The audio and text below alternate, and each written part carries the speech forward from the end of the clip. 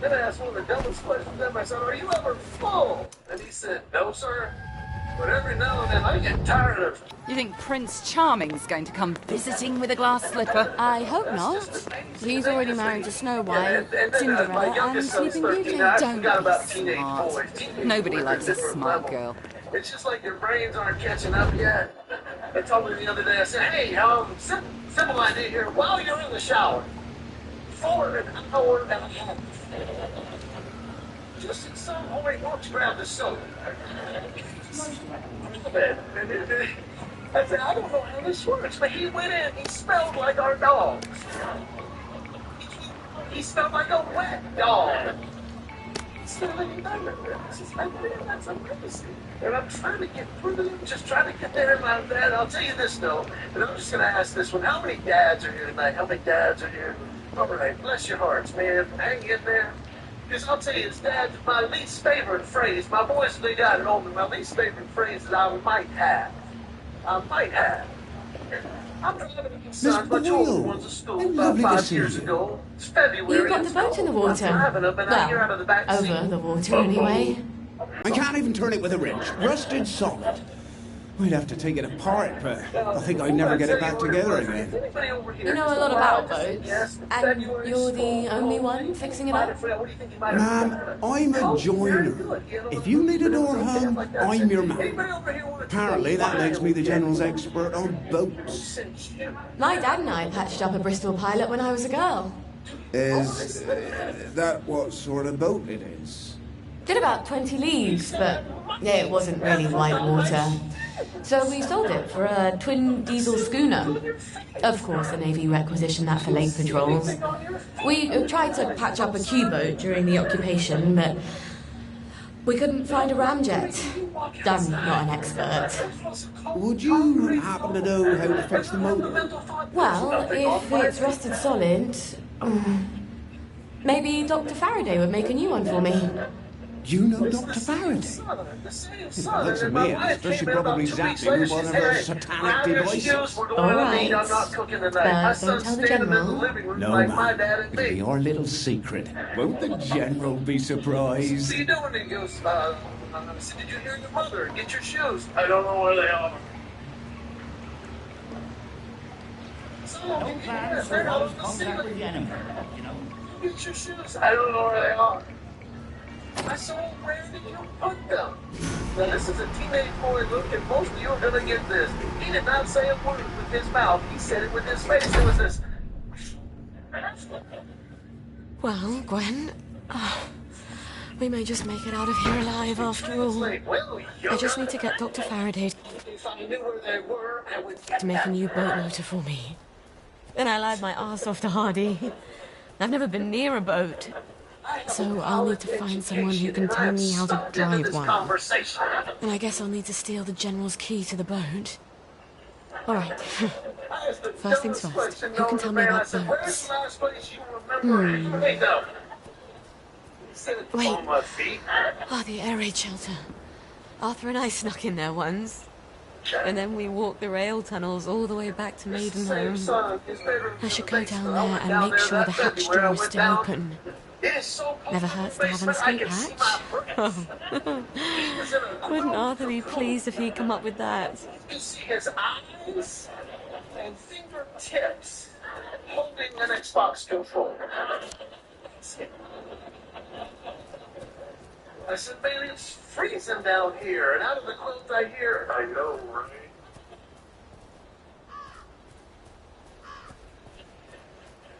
I said, "Why don't you turn the heat up?" "I don't know how."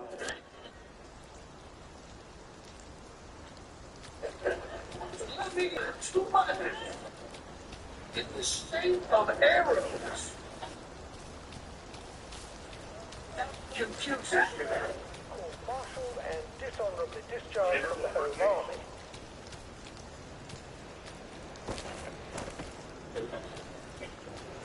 I love this kid. He's amazing. He's in college now, and he just makes me laugh out of nowhere. He just makes me laugh. This last Christmas, takes his girlfriend to the movie. He goes, "Yeah, Dad, your mom ought to go see it. But Dad, can I ask you a question?" I'm like, "Yeah." He says, "Do they ever treat you like a criminal when you go to the movie?" I said, what did you do? He said, no, I just paid for the tickets, and she took my 20 and just went. I said, do they do that randomly? He goes, you know what I did? What did you do? He said, she gave me my change, and I went.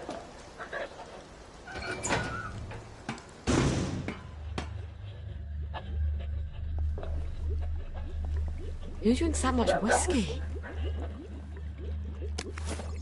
I don't know, it's confused the kids because they gotta go through just all time. Do you realize we live in a time with more choices than any other time in the history of the world? Do you realize that?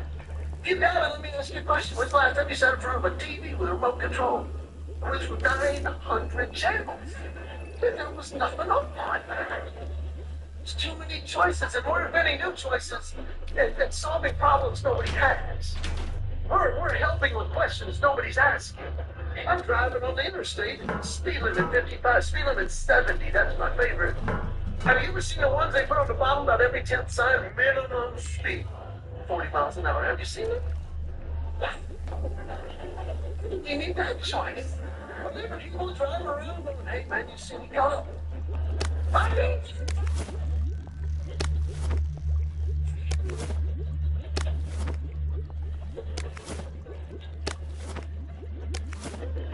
So fun. That's one of my favorites. My kids every October bought me, Dad, here's your favorite candy. It's a Tula candy. I've been around 12 years now. Mini M&M. Have you seen them? Yes. We need that choice. When people eating regular M&M's going, they finish a whole bar.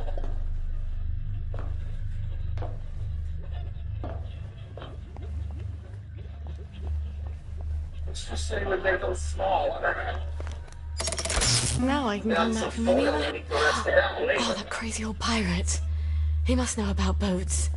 He can't be hard to find. He's always at the pub. Choices. And they're inventing new choices every day, and I guarantee you that, I mean, I'll give you an example of why there's too many choices. Every person in here in the last 30 days, you have been in a car with a friend, a spouse, a loved one, or a neighbor, and you have had this conversation around the evening time. So, where do you want to eat? I don't know. What do you want to eat? I don't care. What do you feel like? I don't know. What do you want? It doesn't matter to me. What do you want? How about pizza? I don't want that. I thought you said drive around for days. Finally get to restaurant smart choices. We did the table booth, inside, outside, hot dog, back and forth. Now they try to get you in that choice-making mode. First question they ask is, would I like something to drink? Because everybody has a favorite drink. Dude, what's your favorite drink if you could have anything? Very good. What's your favorite drink?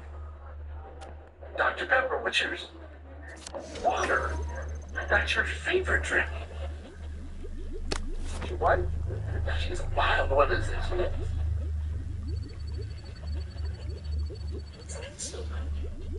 She like vanilla ice cream.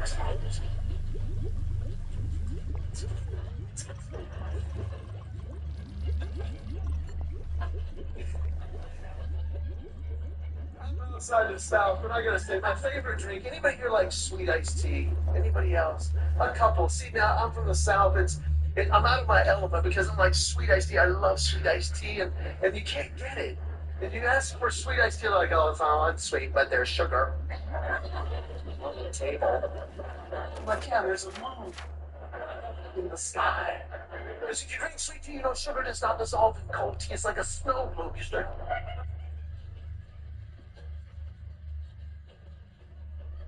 It's like drinking unsweet tea until it lasts. But I love this, so I started using the sweeteners till I had the pink ones from one friend, because so you know that causes cancer in lab rats. I'm like, do I look like a rodent to you? So I started using the blue ones. And said, oh, you know that kills brain cells and causes short-term memory. You know what I do now? I just want to be just to drink water. That's all.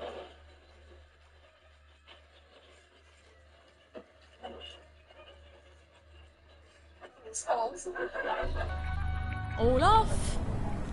I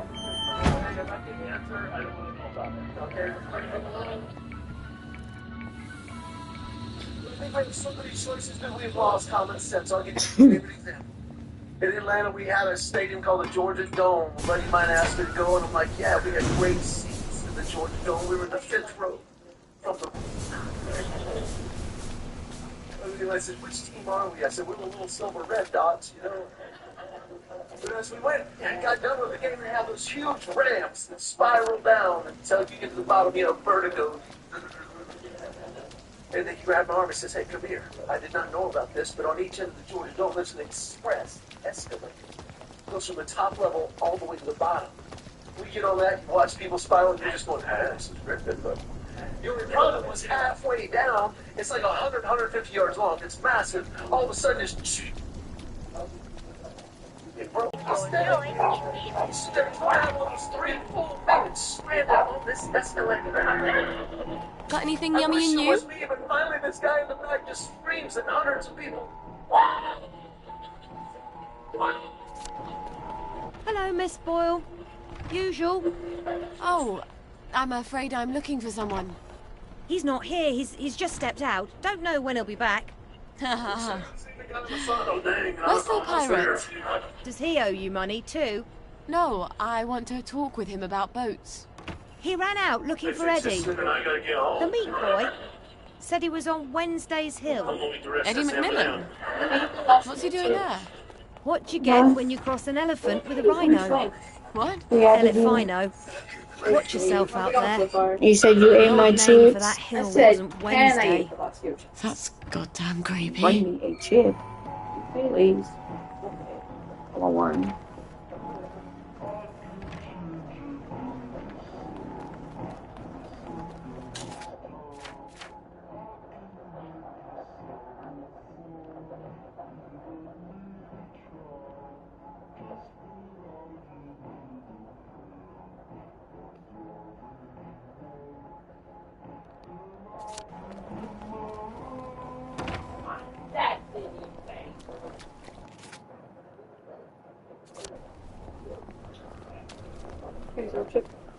Thank you.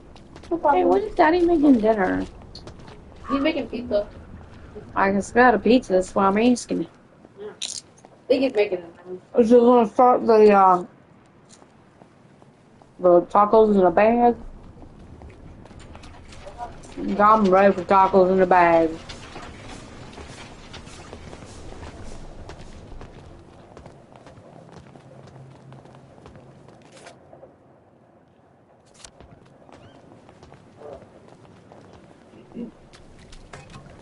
What? Huh? What? Amy said you wanted to ask me something? I asked her. She didn't give me no answer, though. I just asked her if you were making the tacos in the bags yet. Yeah, well, I gotta make Casey's food, and then, yeah, I'll make that food. Okay, I'm not rushing you. I just wanted to know.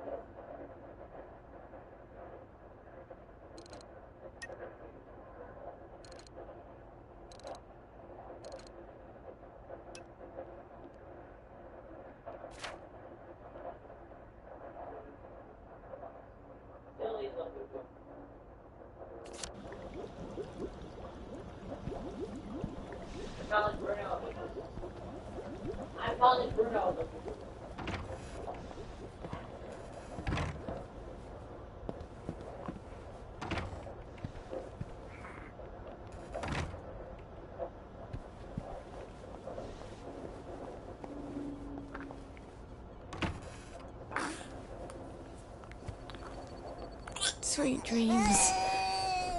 I wish you could dream about the countryside. When we were small, my sisters and I loved spending holidays at my grandmother's. I didn't realise it was so Mum could spend a few days without having to worry about keeping everyone safe and alive. You guys test tube babies? What happened? It does something to your head, being Mum. As I'm getting older, I just realized my choices are narrowing down. Like, I didn't pick this hair. You get older, you don't get to pick as much. I didn't pick this hair. I used to have great hair. I mean, I had big hair. You guys remember back in the late 70s, early 80s? My hair was a hand high. It was huge. I loved it. If you took a picture of buckwheat, I looked like the negative. I love it. How have you got that? Everybody in the 30s like, who is buckwheat? What is a negative? It's totally out of jealousy because here's the deal: my hair goes thinner and lets go. Ladies, let me just say that. How many, one more time, how many are here today are men that are married? Married men, raise your hands. Awesome. Every one of them will vouch for me. Ladies, it's out of jealousy because anything in your head whatsoever. We take the second shower. We're going to turn on the water. It's like, holy cow. Is that a hamster? There's a small toupee down in the drain. I don't know about you, but I started picking up and putting it on the bone stuff. My wife is catching up. She's 5 years younger, but she's catching up a little bit. The other night we went to see a movie, and she gets up at the end of the movie, and she's like, oh, my back. Oh, my back. I was like, you okay? She goes, oh, my back hurts. I said, yeah, that happens to me sometimes. And she said, no, I mean, it really hurts.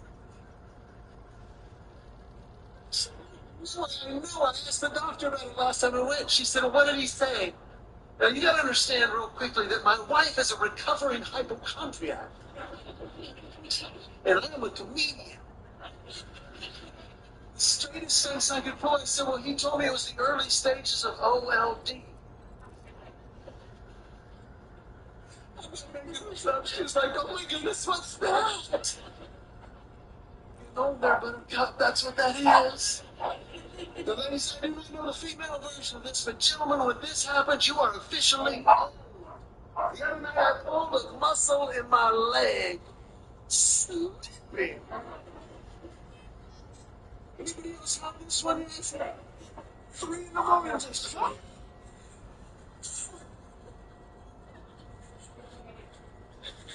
went to the bathroom, I looked like a newborn kid.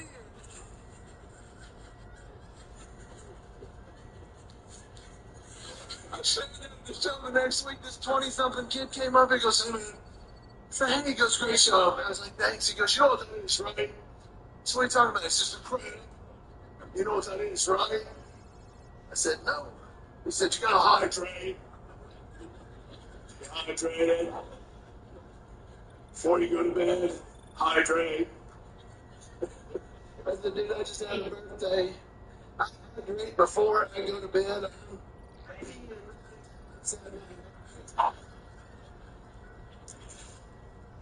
You get a choice. If you're trying to figure out how to deal with dry, dull hair, then this Olaplex Healthy Hair Cleansing Set is the glow up that you need. This spot, you're living a fantasy. There's no creative England. Watching Megamind through Roxanne's perspective completely transforms the film. For years, she has been labeled as the damsel in distress. When you follow her journey closely, you realize that every single day of her life, she's been trapped on the sidelines of a battle between heroes and villains. And yet, when it truly mattered, when Megamind gave up and returned to jail, when Metro Man abandoned the city for his musical career, and when Titan was ready to burn everything to the ground, it was Roxanne found the strength to stand alone. She unshackled herself from her chains, faced a monster by herself, and forced me to ask myself, was she the real hero all along? Look, I'm not being dramatic for no reason. Watch this video in its entirety, and you're gonna see why watching Megamind from Roxanne Ritchie's eyes is a completely different movie. It's also hilarious how many things she does in the background. God So the damn first it, time we're Arthur, get the introduced to Cottage Roxanne is at Royal. the beginning of the movie. Gwen's getting She sicker tells by us the about minute. the downtown area where she Which gasses you up don't the know. beautiful Metro Man. Her I name wonder is if I should have Roxanne told Ritchie, you. and she's reporting live from the dedication of the Metro Man Museum. And her coworker says that the stuff that they make her read is unbelievable. to which she tells him that she actually wrote that piece herself. So Buddy does a 180 and retracts his statement and disagrees with himself to agree with her, which is him just trying to get a brownie. Anyway, she tells him that she wants to get into the Metro Man spirit, to which he tells her that he wishes that Megamind wouldn't kidnap her all the time. Now, this obviously implies that Roxanne Ritchie is always being captured, which can be quite annoying, especially if it happens every week. Anyways, an invisible car pulls up randomly and knocks her out. This is a recurring thing for her. One day she's doing a news report and everything fades to black. That's how she lives her life. And can we just talk about the car that just hit that man? R.I.P. to him. Man, the body count in Megamind is actually pretty high, but no one ever talks about it. Anyway, we pan to Hal's perspective, and we can actually see characters in the background that got hit by that invisible car.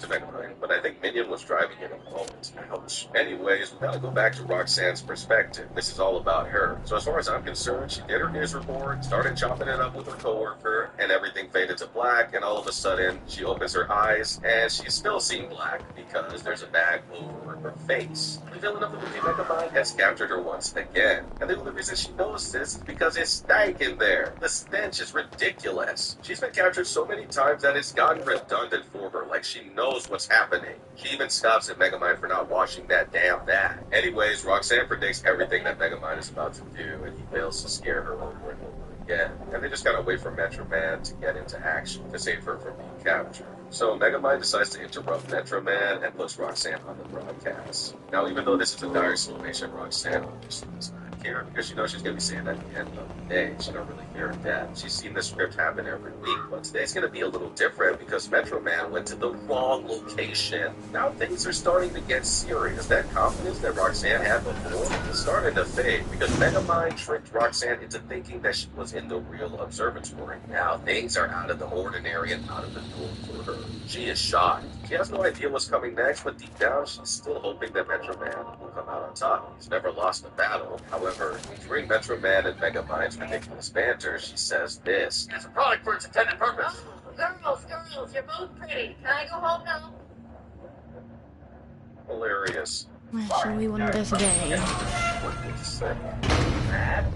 Anyways, we get the first fake-out death of Metro Man with the explosion. However, we see something turtle towards the camera, which everyone assumes to be Metro Man. However, it's revealed that that is actually his skeleton. And at this moment, Roxanne sees his corpse right in front of her. It would seem to say that she is traumatized for life. Anyways, Megamind actually ended up winning by accident. He didn't actually plan for this to happen this way. So as Megamind takes over the city and gives a speech, you see people using their flip-flops. God, this movie is really dated, isn't it? But to me, this is a timeless classic regardless of it. Anyways, we see Roxanne in the crowd briefly hearing Mr. Megamind yap about what he's gonna do and how he won. Now, it's actually important to know that Roxanne was untied manually from Megamind because how did she get out of this trap? And also, he didn't even decide to kill her like he always pretended to. Anyways, Megamind gives a speech about how he eliminated the most powerful person in the universe, and Roxanne is just like, can you shut the hell up? Your plan worked by accident, you buffoon. I was there. She saw him flip-flop into miscalculation after miscalculation. Also, I think her facial expression here shows grief. She's literally traumatized from what she saw before, and she's holding it to tears. She did see Metro Man right in front of her. And I guess this is the point where Roxanne actually loses her cool and interrupts Megamind. She perspective back to Roxanne. Anyways, Megamind gives a lame response saying he's going to do terrifying things in the city, and the scene ends. So Roxanne goes back to what she does best, which is reporting, and she lets the world know what happened to Metro Man. It's a pretty sad day, and the news report reflects that. Anyways, we come to the actual location of Roxanne, where she did that news. Who's taken Eddie? And Roxanne tells her that she'll see him up on the hill. The Yam people. Al gives her an invitation. It's not yams they were. I'm a coward, Miss Boyle. A coward. I'll do my best. Don't go anywhere. Save him, Miss Boyle. Please. I'll pay attention to what's happening on screen here. She doesn't want to hang out, and every time she tries to walk away and break the interaction, notice how Hal follows her. And she's just like, why is this guy still talking and not getting the hint that I don't want to hang out with him? Man, these animators were so good. DreamWorks is phenomenal. Do you see the attention to detail? Look at her facial expression. I mean, she is stunned that he is invading her personal space to this level. Anyways, that's enough of that scene. We see Roxanne take some time for herself to reflect, and we actually see parallels of Megamind. Oh, Same dear. thing, because Megamind was important. Both Megamind and Roxanne look up at the statue in silence, and Roxanne says out loud, "What are we supposed to do? Don't kill me! My God.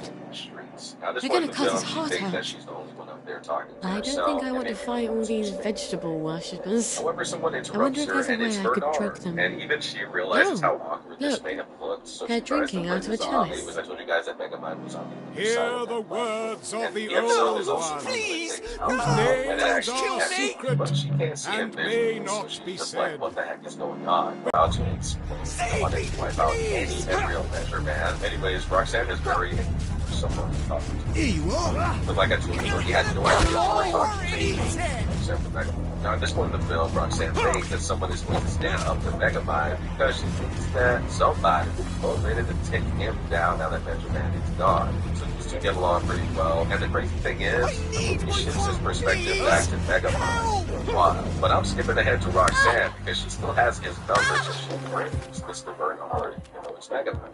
And Roxanne is serious about taking Megamind down. She tells him on the phone that she's found his lair, which is ironic because she's talking to the man himself. And Roxanne actually ends up giving Megamind a hug, saying that she'll call him tomorrow. Yeah, man, he's a player. No, but on a serious note, though, this is actually really sweet.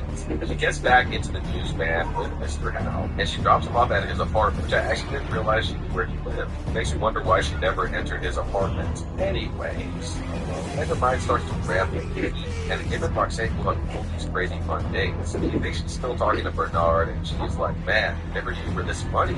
And at this point, Megamind was also falling for her in a natural way, like this wasn't force or some scheme kidnapped her, like he did. Now, this is a pretty cool scene. Roxanne tells Megamind that she used to come to this park with her mother when she was a kid. I used to come here with my mother when I was a kid. It's not my favorite things to do. It tells us how she is unpleased with the scenery now. In the eyes of Roxanne, I believe that is a very seasoned character, even if she is on the sidelines. And she gets labeled as the supportive character. I believe that everyone is important, even in animated movies.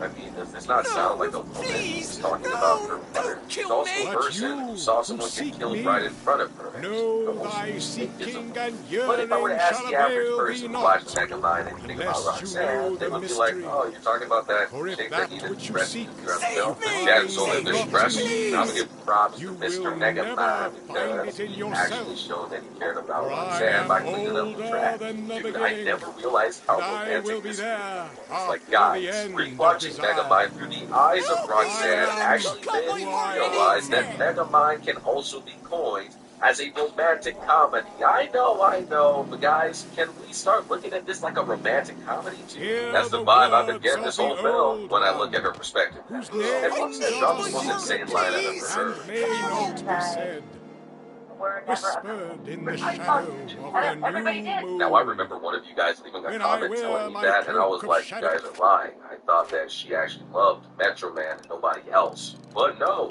she didn't really care about him in that way. She never loved him romantically. It was not her type. Anyways, Megamind and Roxanne share stories together, and it leads her and and she goes back to her home trying to put two together, trying to figure out the puzzle mystery of what's going on. And as she steps back outside of her home, a mysterious man appears behind her. She's like, what the heck? Who is this guy? How is he flying? Why is he at my place?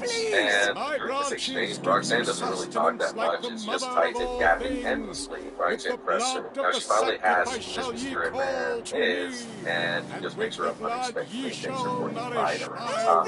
She says, what do you think you're doing? And he doesn't really care, and he just drops her. And she thinks she's about to die. I think it's safe to say that Roxanne has been through a lot in this film. Like, this is quite terrifying for one character to go through in a single movie. And this time it brings her to the top of the building. And at this point, she still has no idea who he is. She's like, this is a maniac. This is a lunatic. Get away from me. Finally, Titan reveals that he is Hal, her co-worker, and she's still not happy to see him. She tells him that they will never be together. There is no us, and that breaks his heart. Kind of shattered it. Anyways, Titan says that he's a good guy, and she actually accepts this.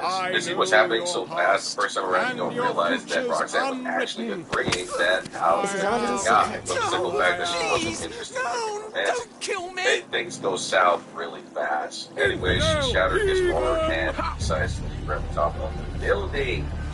that is so high up in the sky at nighttime, you do not realize how terrified she's gonna be.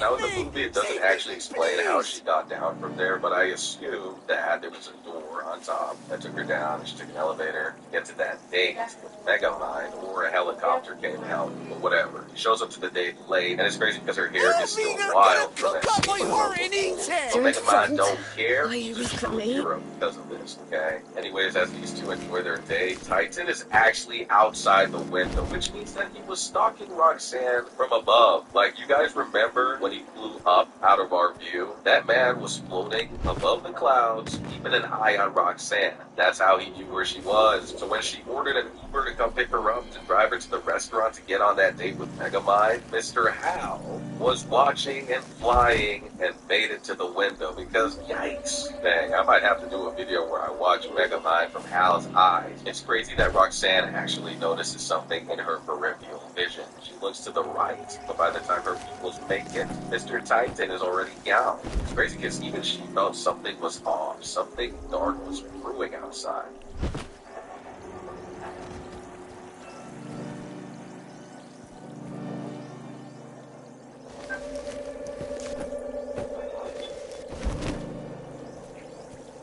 Are you ready? Dead set. Anything goes in Kirby Air Riders. Battle it out in Sitting Trial as you collect power-ups to prepare your machine for an epic challenge. Brewing outside. Anyways, we get the first kiss between Roxanne and Megamind. Roxanne accidentally touches his watch, which controlled his shapeshifting, so he is revealed in his blue form, and everyone's terrified and shocked, including Roxanne. Her brain just turns off. She is completely in awe. She was making out with the man who literally was responsible for the death of the superhero Metro Man. Thank you. She don't want to be Thank a you. murderer, Thank so you. she's like, They what promised the me flip? sweets if I this came was along with something in them. her brain. But there weren't And she was any, like, yeah, and they okay. tied me up. Anyways, Megamind follows You her, mustn't trust telling her that strangers, he can Eddie. explain everything. But she's But I can pissed trust for a you, good can't reason. I? But I You're do wish good. that she And gave Arthur, Megamind a chance at this he's because good it still was too. him at the end of Percy the day, always but said the so. deception part Yeah. makes that break. And she Arthur's drops bloody a really brilliant. savage line. Look, you wait here. I'll send someone to get you home. Man, when I watched this movie for the first time, I was just like, this is cinema. Two of these men have been rejected so hard, it kind of makes you feel like you're no longer watching an animation. It doesn't feel like these are CGI characters. They feel like real people, real stories. I mean, right, because her heart itself is broken. You don't think Roxanne's suffering too? Everybody in this movie is going through the editing. Listen, Captain, I need to fix up a Bristol pilot. A general's. Roxanne's home. Oh, Tells her that's that a they need to beauty. find help. I love that boat. So these two Keen end up looking lines, for clues, and they beautiful end up at the old woodwork. schoolhouse in Megamind. I was just And reading they about it. enter Metro Could I- Man's abandoned land. could I borrow remember your in this book? film, everyone Oh, assumed sure. that Metro Here we Man go. had died when he gone. Least Were I can born do. in-laws and recovered from that. After I However, didn't save any, Megamind and Roxanne keep it. run into a glass. You'll with need it ice more than cubes I still do. in it. How did it not melt? Tell you the that truth, doesn't make sense. And I it's haven't revealed been that in a Metro boat Man in is 15 alive. years. Yes, he's well. Say, What the hell was this man wouldn't doing this happen to entire have a time? But we're not sovereign focusing for on a his thirsty perspective. pirate, We're focusing would on you? Roxanne. She is extremely I hurt feel and smarter annoyed about that he boats already. faked his death. When is Arthur getting that cod liver oil? The people of the city remind us they were taking And he tells him what happened, but he still refuses to help Roxanne. So she gives up on everyone at this point and says, hey, I'm going to take this matter into my own hands. Anyways, Megamind reveals this. I don't get the girl. I'm going home. Maybe he's got it. Maybe he's Yeah, I think already it's sent a getting note to on the the point blower. where this movie is just a rom-com. I'm so Like, close this to isn't our even a superhero film. It's playground. focus on Roxanne. Maybe we should Anyways, just see if even he's there Megamind gives and see up, how and things are Roxanne going. just looks at this disappointment. Megamind quits.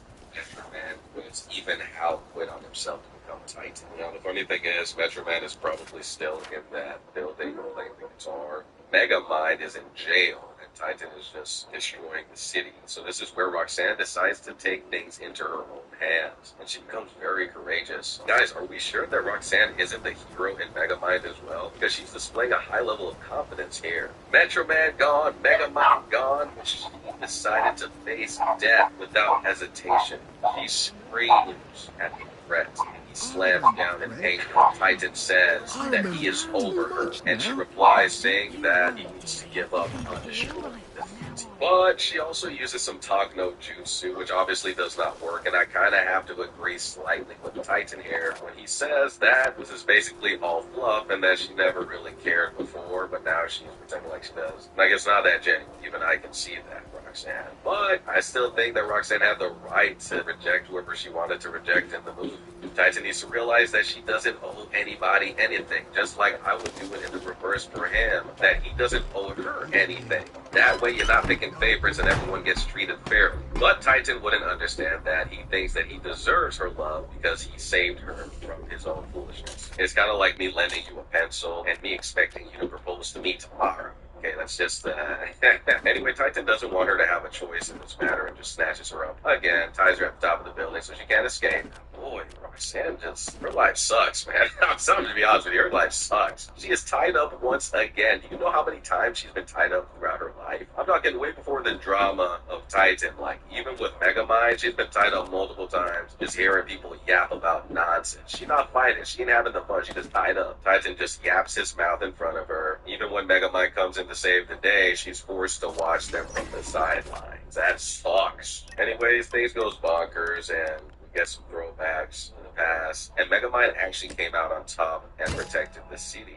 even though he was the villain all along or whatever. And I think at this point, Roxanne kind of realized that Titan was trying to kill her and everybody in the city that he didn't like. But in the end, things worked out for good. The day is saved, and in celebration of Megamind, Roxanne ends up giving him kiss, which is crazy because Metro Man would have seen her kiss him. I wonder what Metro Man was thinking when he saw that. Yeah, he decided to come out of hiding to take a break from learning the guitar. Maybe he was giving time for the palm of his hand to develop calluses. Man, when you start trying to learn the guitar for the first time, you can't just jump right in. I mean, it takes time for your hands to develop that calluses. Good to see you, Metro Man, but it's also good to see that Roxanne fell in love with someone despite him looking like Megamind. I think she's a cool character, man. I actually really like Roxanne. She's not annoying, and I don't think she's just a damsel in distress. My nose needs a bath. Roxanne's perspective reveals just how layered her character truly was. She may have been labeled as a supporting character, but her presence anchored the story in ways I've never seen before. She doesn't even have superpowers or wear a cape, yet her willingness to confront danger head on shows remarkable courage. Even when the city fell into chaos, she stepped forward when no one else would, fully aware of the risk to her own life. And in that choice, Roxanne reminded us that true heroism is not defined by strength or fame, but by the quiet bravery that stand for others when it matters most. After a lifetime of watching others from a distance, she grew tired of being restrained, and in the end, she risked her own life.